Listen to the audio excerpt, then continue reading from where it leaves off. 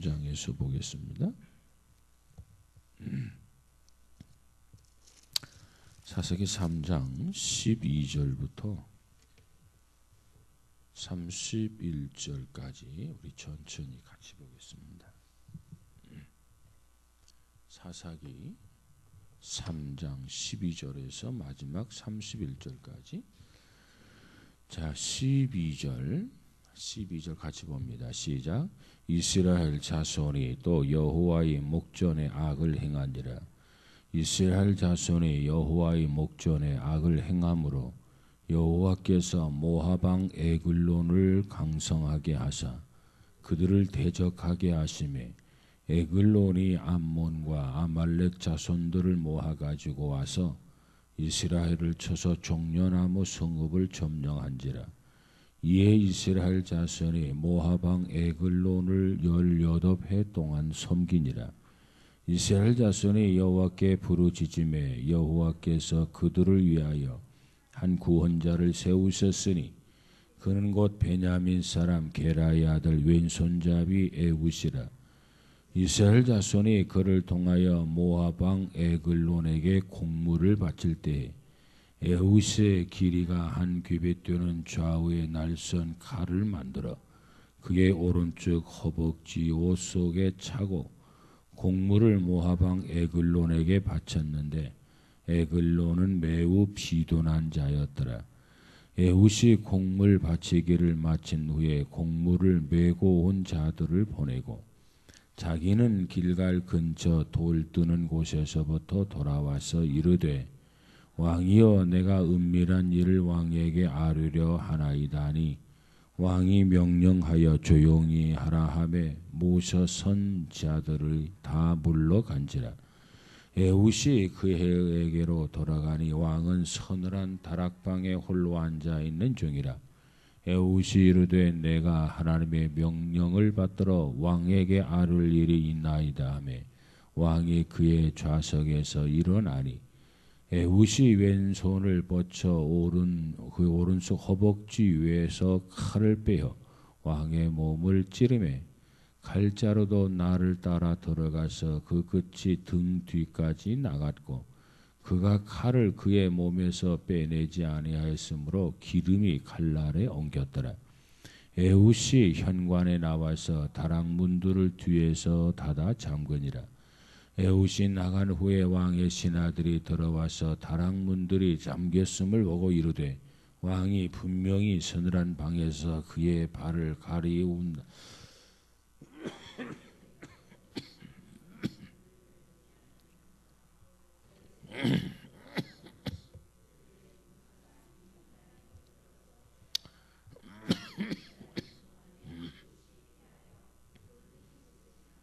스이라로 도망하니라.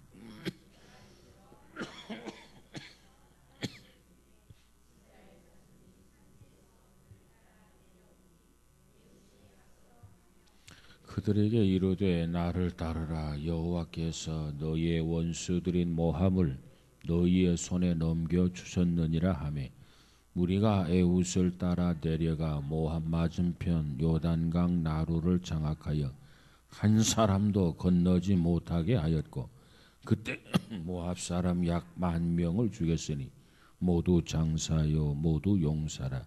한 사람도 도망하지 못하였더라. 그날에 모압이 이스라엘 수하에 굴복하매 그 땅이 80년 동안 평온하였더라. 에훗 후에는 아낙의 아들 삼갈이 있어 소모는 막대기로 블레셋 사람 600명을 죽였고 그도 이스라엘을 구원하였더라. 아멘. 아멘. 다시 한번 아멘. 우리가 이 사사기를 통해서 공부를 하는데 특별히 에훗과 삼갈의 교훈이라 그래서 지난 1시간에 에훗에 대해서 공부를 했어요. 그래서 오늘은 삼갈을 통해서 주시는 메시지 교훈에 대해서 공부하려고 합니다. 먼저 이스라엘 민족의 역사를 보면 그런 현상들이 반복적으로 일어나죠. 저들이 하나님을 찾다가 평안함을 얻게 되고 이 평안이 지속되니까는 저들의 마음이 달라져서 하나님에게서 떠나가게 됩니다. 악을 행하게 된단 말이죠. 그러면 하나님께서 이놈들 괘씸한 놈들하고 또 징계를 합니다. 징계를 하는데 뭐 징계 방법은 성경에 여러 가지가 있죠. 가뭄이 든다든가 전염병이 든다든가 외부의 침략이 있어서 짓밟히게 한다든가 이런 것들이 하나님의 징계의 방법들이에요. 그래서 징계를 받고 나면 저들이 정신을 바짝 차리죠. 그리고 나서 하나님 앞에 부르짖게 됩니다. 그러면 하나님은 진노 중에서도 긍휼을 베푸시는 하나님이시라. 저들이 기도하고 저들이 부르짖을 때 하나님은 또 그 기도를 들으시고 그들을 구원하기 위해서 하나님은 또 다른 지도자들을 세운단 말이죠. 특별히 사사 시대는 사사를 세우게 되고 그래서 자기 동족을 또 그 압제에서 이렇게 해방을 시켜주고 그래서 이제는 살았다 하고 이제 고국으로 돌아와서 해방된 기쁨으로 알죠. 하나님을 영화롭게 하고 찬양하고 예배를 하는데 또 시간이 지나면 또 되돌아가요. 또 악을 행한단 말이죠. 하나님이 싫어하는 것을 골라서 하는 거죠. 그러면 하나님이 또 진노하세요. 이놈들 해가지고 징계를 하는데 또 이방 민족을 들어서 이스라엘을 칩니다. 그러면 침략을 받아가지고 압제 속에서 신음하며 살잖아요. 신음하면서 살다가 겨우 또 하나님을 찾아요. 그러면 하나님은 저들의 부르짖음을 들으시고 또 사사라든가 선지자들을 또 등장을 시킵니다. 그래서 그들로 하여금 자기 동족을 해방시키도록 역사해 주세요. 진노 중에서도 긍휼을 베푸시는 거죠. 그래서 이제 다시 해방되고 다시 평안함을 얻게 되는데 이처럼 또 한동안 평안하다 보면 또 엉뚱한 짓을 해요. 하나님 앞에서 악을 행한다면 또 하나님의 징계를 받고 이런 것들이 우리가 관심 있게 구약 성경을 이렇게 읽어보면 그것이 반복되고 반복되는 역사들이에요. 이 사사기만 보아도 마찬가지죠. 자, 이스라엘의 온니엘이라고 하는 사사 밑에서 40년 동안 태평 생활을 하게 됩니다. 아니 40년이 아니라 400년, 4000년 동안 아니 영원토록 하나님을 섬기고 하나님을 두려워하면서 하나님 앞에 예배하고 그러면 얼마나 좋았겠어요. 그런데 40년 동안 태평 생활을 하다가 하나님을 멀리하고 하나님을 망각하게 되죠. 하나님이 보실 때 하나님을 잊어버리고 산단 말이에요. 하나님을 망각하고 산단 말이에요. 하나님을 등지고 산단 말이에요. 그러니까 하나님이 진노하지 않을 수가 없는 거죠. 왜? 하나님이 이 백성들에 대해서 무관심이라고 한다면 저들이 뭐 날 망각을 했든지 뭐 잊어버렸든지 등졌든지 뭐 악을 행하든지 무슨 관심이 있겠습니까? 그런데 하나님이 이 백성들을 사랑한단 말이에요. 사랑하는 민족이 사랑하는 백성들이 하나님을 등지고 하나님을 망각하고 하나님을 멀리하니까 하나님이 진노하는 거예요. 또. 그래서 이스라엘의 악을 보시고 이번에는 모압 족속을 들어가지고 이스라엘 치게 하죠. 그래서 모압 왕 에글론이 군사를 거느리고 이스라엘을 제압하게 되고 짓밟게 됩니다. 그래서 18년 동안 또 압제를 당하며 살았다고. 18년 동안. 그러니까 18년 동안 압제를 당하면서 또 이 백성들이 하나님 앞에 또 부르짖어 기도해요. 하나님 앞에 기도한단 말이에요. 자, 우리 신앙생활은 어떠한지 한번 점검해 볼 필요가 있어요. 평안할 때는 하나님을 잊어버려요. 어려운 일을 당했을 때는 하나님하고 하나님을 찾아요. 우리 신앙생활이 이런 류의 신앙생활은 아닌지, 오늘 이스라엘 백성들의 모습이 어쩌면 우리와 똑같은지,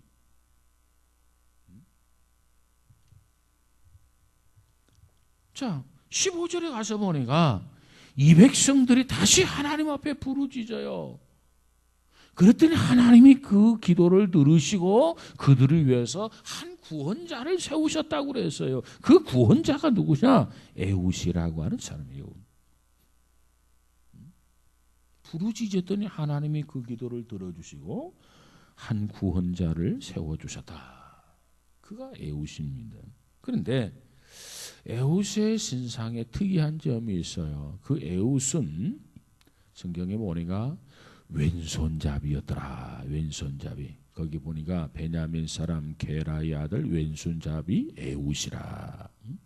여기서 왼손잡이라고 하는 말은 보통 우리가 일반적으로 오른손이 있고 왼손이 있는데 보통 정상적인 사람은 오른손을 더 많이 쓰지요. 거의 다 오른손잡이 아닙니까? 힘도 오른손이 더 있어요. 대부분이 오른손잡이인데 근데 게다가 왼손잡이가 있어요. 왼손잡이. 그러면 오른손잡이다 왼손잡이다 할 때는 오른손잡이다 하면 왼손은 있기는 있는데 왼손보다 오른손이 강하게 많이 사용하게 될 때 오른손잡이라 그래요. 왼손잡이라고 하는 말은 당연히 왼손이 있고 오른손이 있는데 오른손보다는 왼손의 활용도가 많은 사람, 이 왼손을 많이 사용하는 사람. 그래서 오른손보다도 왼손에 힘이 있는 사람을 우리가 보통 말하기를 뭐라고 하느냐? 왼손잡이라 이렇게 이야기합니다. 자, 그런데 오늘 본문에서 말하는 왼손잡이란 뜻은 우리가 일반적으로 가지고 있는 그런 개념상의 왼손잡이가 아니라는 겁니다. 이 원어에 보면 이 말의 뜻이 뭐냐면은 오른손을 못 쓰는 왼손잡이라고 말해요. 왼손보다 좀 약한 그런 오른손이 있는 게 아니고 오른손을 아예 못 쓰는 그런 왼손잡이라 그런 뜻입니다. 특별히 군인이 왼손잡이가 된다라고 하는 것은 문제가 많아요. 특별히 약점이 큰 거죠. 그런데 하나님이 이렇게 모자라는 사람, 하나님이 이렇게 부족한 사람, 하나님이 이렇게 연약한 사람을 하나님이 들어주신다는 겁니다. 이게 메시지, 이게 교훈이라. 하나님은 이와 같이 약점이 있는 사람을 찾으시고 하나님은 이와 같이 부족한 사람을 찾으시고 하나님은 이처럼 연약한 사람을 찾으셔서 그를 들어서 쓰신다는 거예요. 그러면 아니 하나님도 좀 능력 있는 사람을 들었으면 더 좋을 텐데 재능 있는 사람을 들었으면 더 좋을 텐데 아니 좀 물질도 많은 사람을 들었으면 더 좋을 텐데 왜 하나님은 그런 데 관심이 없고 부족하고 연약하고 나약한 사람들을 들어쓰시는가? 여기 중요한 교훈이 있어요. 여기 중요한 메시지가 있다고 말이에요. 왜 하나님이 부족한 사람을 들어쓰시죠? 왜 하나님이 연약한 사람을 들어쓰시죠? 왜 하나님이 약점 투성이의 사람을 들어쓰시죠?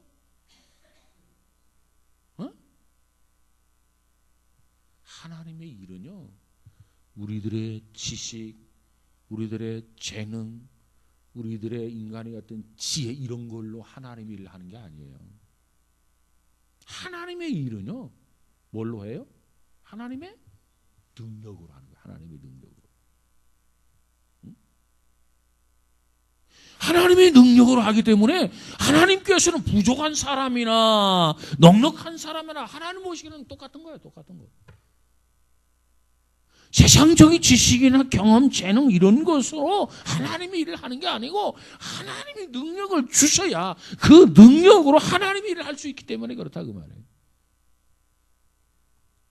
우리 직장에 이렇게 시험을 보면 직장에서도 시험 과목도 있고 여러 가지 그 방법이 있잖아요.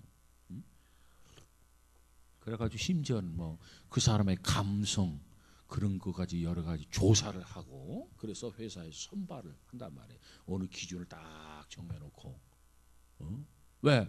그래야 화합도 잘할 것이고 회사를 위해서 열심히 일할 것이다. 그래서 100만 원 월급을 주면 200만 원, 300만 원어치 회사에게 유익을 끼치겠다. 그래가지고 그런 기준, 시험에 대한 그 과목에 기준들이 있어. 기준, 시험 기준들이. 그래서 뭐 영어 같은 건 뭐 토플이나 토익이라면 몇 점 이상 뭐 여러 가지 이런 기준들이 있잖아요. 최소한 이렇게 돼야 우리 회사 직원이 될 수 있고 회사 직원이 될 때 회사에 유익을 끼칠 수 있다. 그런 개념 아래에서 그렇게 시험 과목을 정해놓고 기준을 정해놓은 거 아니겠습니까? 근데 하나님의 일은요, 이 세상의 것으로 하는 게 아니야. 그렇기 때문에 하나님은 부족하고 연약하고 나약한 자, 어차피 하나님의 일은 하나님 능력을 주셔야 일한단 말이에요. 그러니까 우리가 보기는 하나님은 물론 뭐 있는 자도 들어 쓰시고 지식 있는 자 들어 쓰지만 하나님은 그렇게 들어 쓰시니까 우리 눈에는 하나님은 부족한 사람만 골라서 쓰는 것처럼 우리 눈에 보이는 거라. 연약한 사람만 들어 쓰는 것처럼 우리 눈에 보이는 거라. 뭔가 연약한 사람, 나약한 사람, 모자라는 사람, 자격 미달인 사람, 이런 사람만 들어 쓰는 것처럼 우리 눈에 더 부각되어 보이는 거예요, 사실은.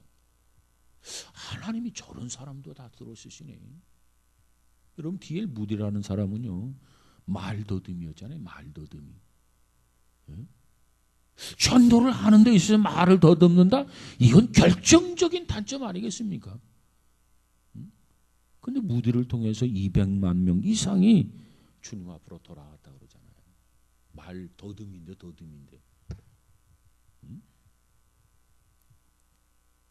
하나님께서는 세상적인 그런 것들을 보는 거 아니에요. 보시지 않아요. 왜? 그런 것 통해서 하나님의 일을 한다고 보지 않기 때문에 하나님이 능력을 주시는 그 능력으로 하나님의 일을 하기 때문에 하나님께서는 세상 기준을 가지고 선발하는 것이 아니다. 그저 마음, 심성, 믿음 이거 하나 보고 하나님이 그를 들어서서 하나님의 일꾼으로 사용하신다는 겁니다. 어차피 주의 일은 능력, 하나님 주신 능력으로 일하게 된다니까요. 주의 일을 할 때 능력으로 일한다. 그래서 에훗이라고 하는 사람은 왼손잡이였다. 오른손이 없었다. 그래서 어느 성서학자는 오른손을 못 써요. 왼손만 써요. 하나님이 에훗의 오른손이 되어주셨다. 그래서 에훗이 사사로 하나님께서 쓰임받는 일꾼이 되게 된 줄로 믿습니다. 여러분, 하나님이 우리와 함께 하시고 하나님 우리를 도와주신다고 하는 것, 하나님 우리에게 능력을 주신다고 하는 것 믿으시고 주께서 무슨 일을 맡기든지 잘 감당할 수 있는 우리 모두가 다 되시기를 주의 이름으로 축복합니다. 또 우리의 약점이 있으면요, 그 약점 때문에 하나님을 더 의지하게 되고 약점 때문에 하나님을 더 가까이 하게 되고 약점 때문에 더 하나님을 신뢰하게 됩니다. 그래서 그 약점은 우리에게 있어서 축복이 될 수 있다. 에훗을 통해서 이와 같은 교훈들을 우리가 생각해 볼 수 있고, 오늘은 이 삼갈에 대해서 공부하는데, 삼갈 오늘 본문 31절 딱 한 절로 기록되어 있죠. 다시 한번 볼까요? 시작. 에훗 후에는 아낫의 아들 삼갈이 있어 소 모는 막대기로 블레셋 사람 600명을 죽였고 그도 이스라엘을 구원하였더라. 그래서 자, 여기 보니까 삼갈이라고 하는 사람이 소를 모는 막대기, 여러분 시골 사람들은 알 거예요. 소를 가지고 이랴 하는 소 모는 막대기가 있잖아요. 그 소 모는 막대기로 이스라엘을 어떻게 구원했더라. 어떻게 구원했어요? 블레셋 사람 600명을 소 모는 막대기로 600명을 죽였다는 거예요. 여러분, 이게 하나님이 역사하지 않으면 이게 가능한 일이겠습니까? 무슨 활을 쏴서 죽이는 거 아니고 칼을 던져서 죽이는 거 아니고 칼로 뭐 600명 죽인 것도 아니고 소를 모는 막대기, 이랴 저랴 하는 이 소 모는 막대기로 600명 블레셋 군사 600명을 죽였다 그 말이에요. 600명. 그리고 이스라엘을 구원하였더라 그랬어요. 이 소 모는 막대기는 뭐냐? 소 모는 막대기는 결코 무기가 아닙니다. 서로 죽이고 살리는 그런 무기가 아니야. 칼, 창, 총 이런 게 아니라 그 말이에요. 그러면 이 소모는 막대기는 뭐냐? 농부가 사용하고 있는 평범한 일상적인 생업의 도구입니다. 무슨 관역 있어가지고 방아쇠를 던지고 이렇게 돼 있는 막대기가 아니잖아요. 그냥 막대기야, 그냥 막대기.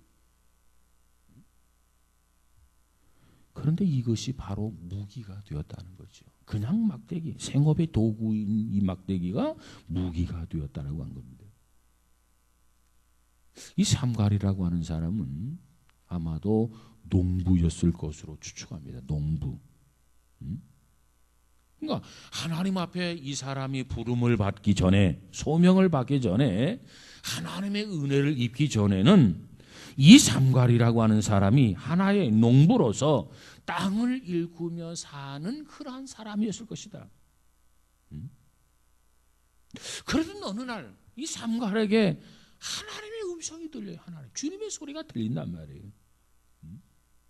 그 시대적 상황을 보면 그 시대는 어떤 상황이느냐? 이스라엘 민족이 위기에 빠졌어요. 그래서 하나님께서 택한 백성들이 위기에 빠졌기 때문에 그 택한 백성들을 구원해내야 되겠는데 누구를 쓸까 해서 하나님이 사람을 찾으시는 거예요. 사람을. 그때 하나님의 눈에 누가 들어왔느냐? 농부인 이 삼갈의 눈에 싹 들어온 거예요. 그래서 이와 같은 하나님의 소명이 뜻밖에도 삼갈, 농부 삼갈에게 찾아왔더라. 아마 삼갈은 하나님 앞에 부름을 받고 하나님의 소명을 받으면서 아마 이 삼갈이 이렇게 대답하지 않았겠나 그런 생각을 합니다. 야, 네 민족을 해방시켜라. 네 민족을 구원하라. 하나님이 이렇게 부르셔서 말씀하셨을 때, 아이, 저 같은 사람이 무슨 일을 합니까? 아니, 일자 무식쟁이가 무슨 일을 합니까? 아니, 나는 흙이나 파먹고 사는 농부가 무슨 일을 합니까? 아마도 이 삼갈은 아마 그렇게 하나님 앞에 사양하지 않았겠나 그런 생각을 합니다. 왜? 아침부터 저녁까지 땅 파고 농사 짓는 일만 했다 그 말이에요. 무슨 전술 훈련을 다 까놓은 것도 아니고 군사들을 훈련시켜가지고 예비해 놓은 것도 아니고 그저 밭 갈고 그저 논 갈고 그저 씨앗 뿌리고 그저 김 메고 그저 추수하고 이것밖에 모르는 그러한 사람이 아니 어떻게 민족을 구원하느냐 말이에요. 그래서 아마도 이 삼갈은 하나님 앞에 아이 못합니다. 아니 내가 무슨 재주가 있다고, 아니 내가 무슨 힘이 있다고, 아니 내가 무슨 능력이 있다고, 아니 내가 무슨 경험이 있다고 내가 내 민족을 해방시킵니까? 여러분, 평범한 사람이 어떻게 주의 일을 할 수 있겠는가? 의아해 할 수도 있겠죠? 그래서 어쩌면 이 삼갈이 하나님 앞에 소명을 받았는데 그 소명의 내용을 듣고는 아마도 삼갈이 사양하지 않았겠나. 난 자신 없습니다. 나는 못합니다.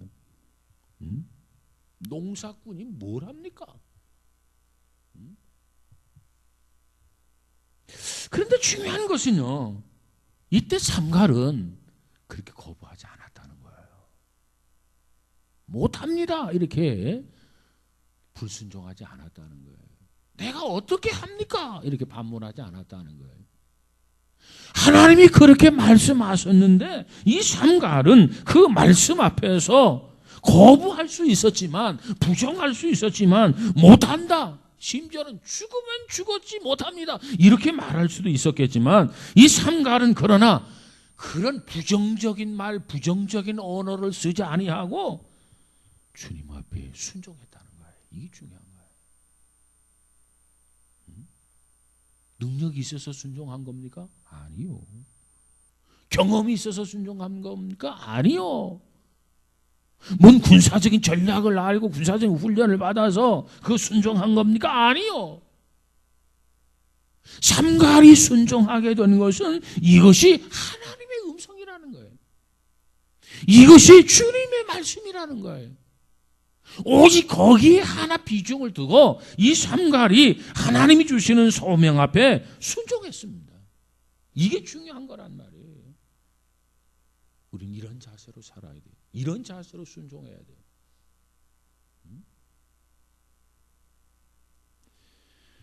우리 성경에 보면 하나님이 쓰실 수 없는 사람에게는 두 종류가 있어요. 하나님이 쓰실 수 없는 사람에게는 두 종류. 그 중에 한 사람이 누구냐면 지나치게 자신만만한 사람. 하나님 그런 사람을 쓰실 수가 없어요. 지나치게 자신만만하다 보니까는 어떤 면에는 하나님보다 자기 자신을 더 믿는 사람, 이런 사람 하나님이 쓰시기가 곤란해요. 하나님을 더 믿어야 되는데 하나님보다 자기 자신을 더 믿는 사람이 있어요. 자신만만한 사람, 하나님 쓰시기가 곤란해요. 이런 사람은 교만한 사람, 교만이 가득 차 있단 말이에요. 자만심이 가득 차 있단 말이에요. 자기 방법대로 자기 의견대로 하면 틀림이 없다고 자꾸 주장을 한다 그 말이에요. 자꾸 고집을 부린단 말이에요. 자기 방법이 최선이라고 고집을 부린단 말이에요. 이런 사람은 하나님의 도움이 필요 없는 사람이고 하나님의 도움이 필요 없기 때문에 그런 사람은 하나님이 쓰실 수가 없어요. 뭔가 부족을 알고 뭔가 단점을 알고 뭔가 연약한 걸 알고 하나님 도와주세요. 하나님 부족을 채워주세요. 부족한 점을 보완해 주세요. 이렇게 뭔가 주님 앞에 겸손해져야 되는데 지나치게 자신만만하다 보면 자기만이 정의롭고 자기만이 옳고 자기만이 완벽하다는 거죠. 이런 사람은 하나님이 도움이 필요 없는 사람, 하나님이 도움 필요 없는 사람, 하나님 도울 수가 없어요. 이런 사람. 그다음 두 번째로 지나치게 자신이 없는 사람, 지나치게 자신만만한 사람도 하나님 쓸 수 없지만 지나치게 자신이 없는 사람도 하나님 쓸 수가 없어요. 에이, 제가 무슨 일을 합니까? 자꾸 피해 다니는 사람, 자기 자신에게 주어진 능력을 과소평가해서 하나님의 부르심을 듣지 않는 사람, 자기 열등감에 빠져서 주의 일을 못하는 사람, 이런 사람은 하나님 쓰실 수가 없어. 그러니까 지나치게 자신만만한 사람도 하나님 쓰실 수 없어요. 왜? 하나님의 도움이 필요가 없으니까. 또 지나치게 자신이 없는 사람, 자기 능력을 과소평가하는 사람, 하나님의 능력을 불신하는 사람, 이런 사람도 하나님 쓰실 수가 없어요. 그런데 재미있는 것은 이 모세의 경우를 보면 이 모세는 두 가지 다 속해 있는 인물이라는 거죠. 자신만만했던 패기가 있었고, 그리고 아무것도 못합니다. 지나치게 자신을 다 잊어버린 사람, 이게 모세예요. 자, 예를 들면 이 모세가 애굽 왕 바로의 궁전에 있을 때는 얼마나 자신만만했는지 몰라요.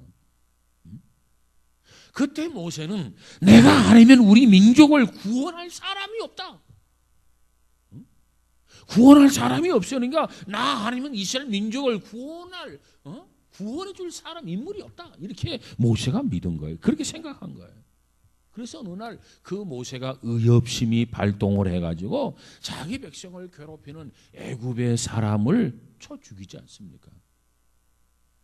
자, 그럼 이쯤 되면 모세는 생각하기를 자기 백성들이 여기서 저기서 와 하고 이렇게 일어나서 자기에게 동조해 줄 줄 알았던 거예요. 이게 모세가. 그러면서 이 백성들이 우리의 지도자가 되어달라, 우리의 영웅이시다 하면서 뭔가 모세를 지켜 세우고 모세의 지도를 따르고, 그래서 모세가 하루아침에 지도자가 되고, 그래서 자기 민족을 애굽에서 데리고 나가서 해방시키고, 뭔가 이렇게 될 줄을 알았던 거예요. 이 모세가 그런 착각을 한 거예요. 근데 막상 일이 벌어지니까 어떻게 됩니까? 누구도 모세를 인정해 주질 않아요. 누구도 모세를 따라주지 않는 거예요. 오히려 어떤 일이 벌어지냐면 네가 뭔데 남의 일에 간섭하느냐, 네가 뭔데 우리 재판장이라고 하느냐 말이에요. 누가 너에게 재판해달라고 하더냐? 응? 그래서 모세는 그래서 모세는 결코 어떻게 됩니까? 별 수 없이 미디안 광야로 도망가게 되는 거 아닙니까? 그때까지 모세가 자신만만한 사람이었어요. 40세. 그때까지 나 아니면 안 된다. 나만이 우리 민족을 해방시킬 수 있다. 내가 우리 민족을 해방시켜야 된다. 내가 이 사명을 감당해야 된다. 이렇게 모세는 자기 아니면 안 된다라고 하는 사고방식에 모세가 꽉 사로잡혔던 거예요. 그런데 광야로 도망가고 미디안 광야로 도망가면서 자기 자신이 얼마나 미약하고 나약한 존재인 것을 모세가 깨닫게 되죠. 그 깨달음의 연속이 얼마만큼 지속되냐면 또 40년이라는 세월이 흐르게 됩니다. 그래서 이제 자신만만 했던 40년의 모세, 그리고 이제 또 광야에서 40년의 모세 생활을 하게 되는데, 이 광야에서의 40년을 통해서 이제 이 모세는 점점 잊혀져 가는 그런 존재입니다. 왜? 모세가 할 수 있는 것은 아무것도 없어. 모세가 할 수 있는 건 겨우 양치기야. 아니, 평범한 양치기를 누가 기억해 줍니까? 그러니까 모세는 잊혀져 가는 그런 존재였다고 말해요. 그래서 모세는 생각하기를 나이 80세 될 때까지 내 인생은 이렇게 끝이 나는 거구나. 내 인생은 양떼나 치다가 양똥이나 묻히고, 그래서 내 인생을 끝맺게 되는구나. 이런 생각을 가지고 살았는데 어느 날 예상치 않았던 일들이 벌어지잖아요. 왜? 그 일이라는 게 뭐냐? 하나님이 모세를 찾아옵니다. 하나님이 모세를 어디까지? 미디안 광야까지. 그리고 미디안 광야에서 모세의 시선에 머물고 있는 그 가시떨기 나무에 불이 붙게 되잖아요. 그래서 이 모세를 그곳으로 끌어들이는 겁니다. 그의 마음을 끌어들이는 거예요. 그래서 모세가 자기도 모르게 발걸음을 가시덤불, 그 불 붙어 있는 그곳으로 점점 다가가지 않습니까? 그때 그곳에서 하나님의 음성을 들어요. 내가 선 땅은 거룩한 땅이니 신발을 벗어라. 그리고 하나님 모세에게 사명을 주십니다. 야 모세야, 이제 나설 때가 됐다. 이제 너는 이 광야에서 양떼나 치고 양똥이나 묻히고 하는 그런 시기가 아니다. 너 이제 가서 내 백성에게 가라. 바로에게 가서 애굽 땅에서 내 백성을 구원해내라. 인도해내라. 하나님 이렇게 말씀을 해요. 그러면 모세는 조금이라도 패기가 있었고 과거 자기 동족에 대한 그런 애착심이 아직도 좀이라도 남아있었다고 한다면 아마 모세가 하나님이 그 말씀하셨을 때 하나님 시간을 좀 주세요. 이틀만 주세요. 사흘만 주세요. 아니 그렇지 않으면 하루만 주세요. 좀 생각해 봐야 되지 않겠습니까? 그래야 되는데 하나님이 말씀하니까 모세가 마치 기다렸다는 듯이 하나님의 그 부르심 소명을 이런 지하에 거절해 버립니다. 그러면서 거절하면서 뭘 말하냐면 자기는 아무런 능력이 없습니다. 내가 40년 전이라면 모릅니다. 아마 그랬을 것 같아.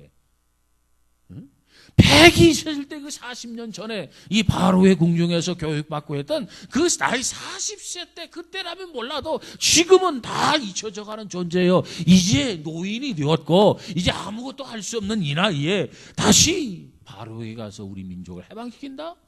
불가능하다는 거예요. 그럴 능력도 없고 그럴 재주도 없고 그럴 힘도 없다. 그랬을 때 하나님은 좋다. 내가 그럼 능력을 주마. 말도 못합니다. 설득력이 없습니다.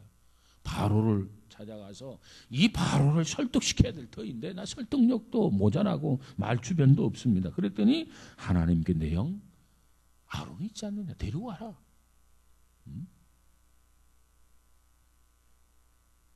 여러분 보세요.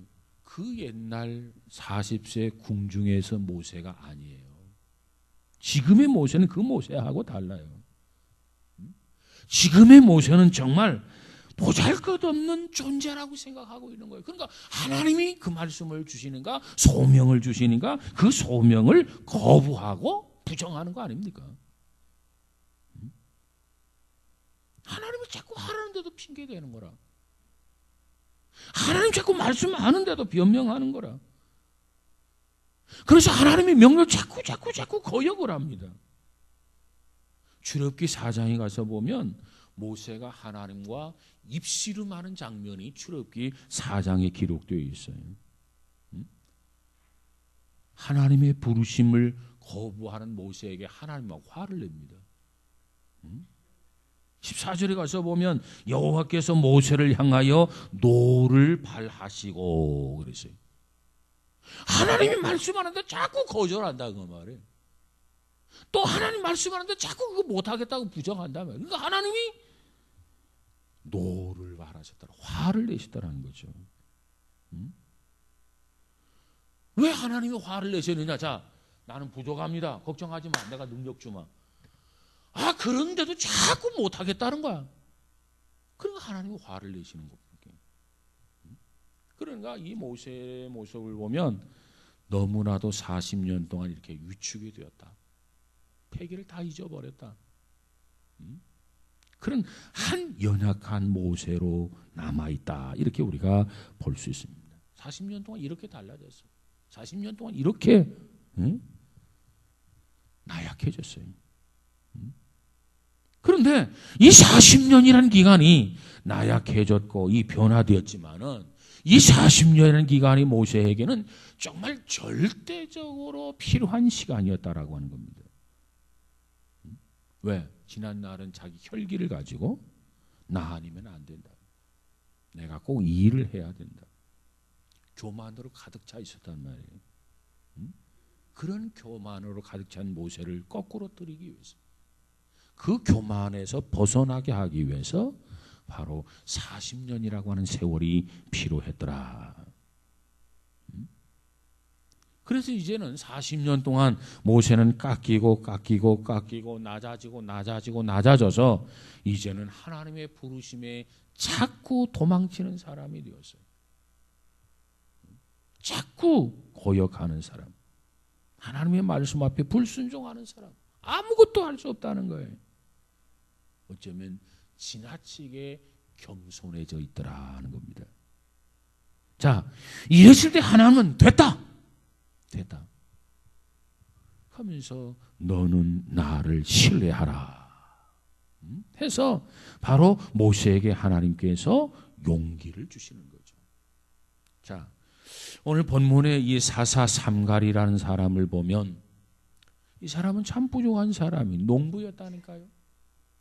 그런데 하나님 앞에 그에게서 장점을 찾아보라고 한다면 순종한 것밖에 없어요. 장점이.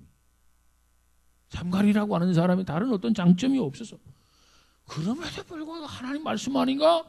뭐 알고 순종했는지 모르고 순종했는지 모르겠지만 자고간 순종한 것밖에는 없어요. 그러다 보니까 어떤 일까지 벌어졌냐면 소 막대기를 가지고 블레셋 군대 600명까지 죽이는 게 되는 거죠.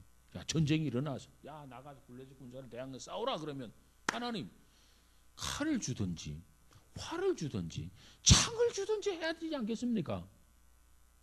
왜? 활이나 창이나 칼은 전쟁의 무기란 말이에요. 근데 하나님이 아무것도 안 주고 나가서 싸우래. 그러다 보니까 소를 몰고 농사 짓던 이 농부가 소 막대기를 들고 나가서 싸우는 거 아니겠어요? 어떻게 보면 좀 제정신이 아닌 것 같기도 하고. 그러나 그처럼 이 삼가를 신앙의 내용에 찾아보면 장점이 그와 같이 순종한 것밖에 없다. 그래서 하나님 말씀하니까 막대기를 가지고 나가서 싸우고 블레셋 군대를 물리치는 참 믿음이 대단한 사람. 그런데 하나님은 바로 그와 같은 사람들을 쓰시더라는 거예요.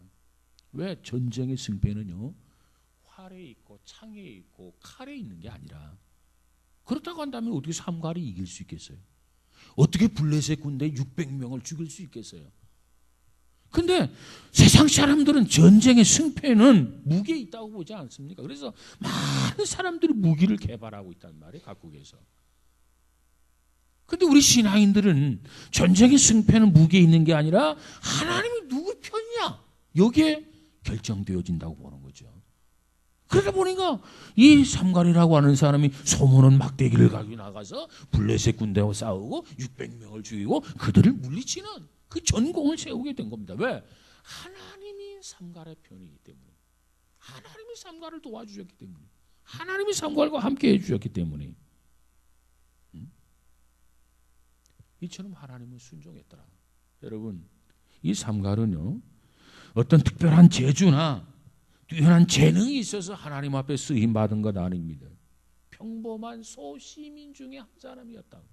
그런데 하나님께서 그를 들어서 쓰셨다.